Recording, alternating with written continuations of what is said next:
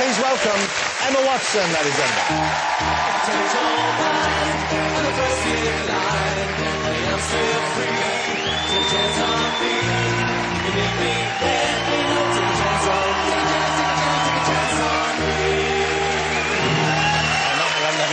Coming out, Emma Watson, mind the step. Here we go. Wow. Nice to have you here. Hey, that's, you look back at those films, I mean, that's a while back, but you're just babies in that, of course. How old were you when you made the first one? I was about 10 years old. I just turned 10. 10 years old, and that's what, so you're 18 now, is that right? Or just I'm about 19. Okay, so way back, and you all look so young. I mean, Dan in particular looks tiny. He looks like he's about 6. He was small, though. He was. Yes, and he's grown a bit. A little bit, yeah. Yeah, he's a lovely guy, though. They're all of you guys. You kind of grown up with them, I guess. I mean, that's the biggest chunk of your childhood. Definitely. They're like, they really are like my siblings. Really spent so much time with them. You when you before you got the role, you'd read the books. You were a fan already of the books, I believe, weren't you? Those that had been out by that stage. How many times did you audition to get the part?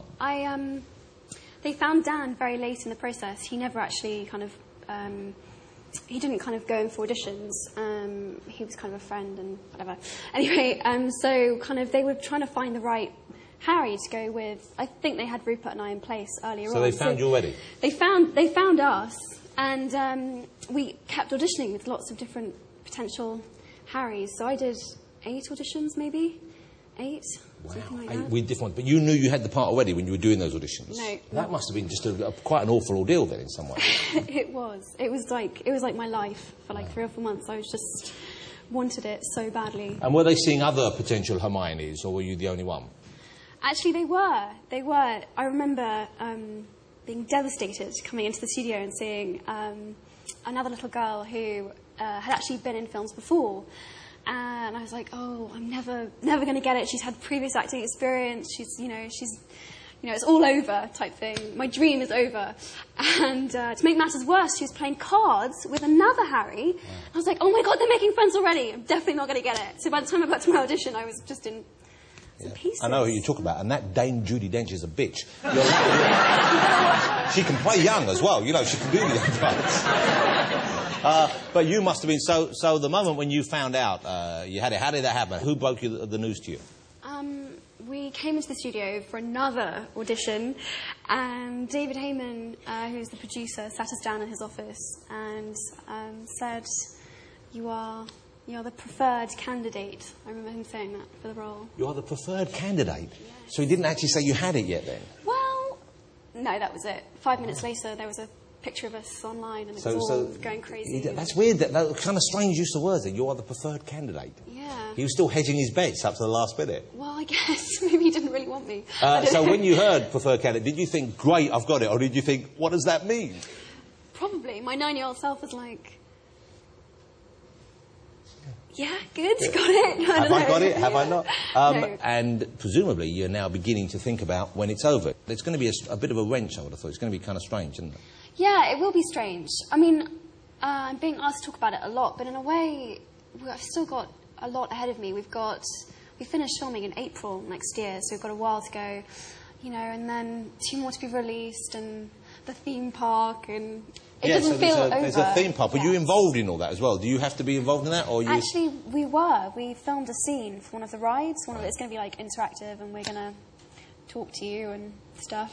After you finish this, you've already got kind of the next few years planned out, haven't you? You're going off to study.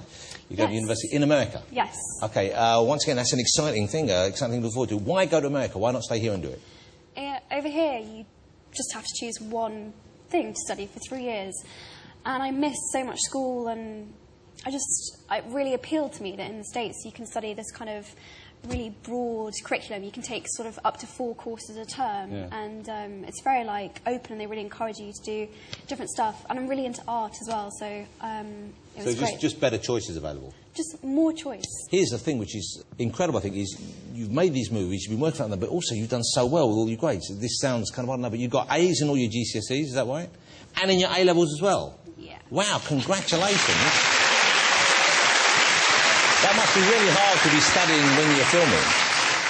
Yeah, it was tough. It was really tough. I felt very torn a lot, but it was so worth it. I'm so excited about going to university, and I just I want to have my cake and eat it. I want the best of both worlds. I want to do everything. Yeah. But it's interesting you say that, because there must have been some things that you did miss out of, you know, the kind of normal things that kids go. What kind of things did you want to do more of, or did you sort of see your contemporaries do that you couldn't join in with?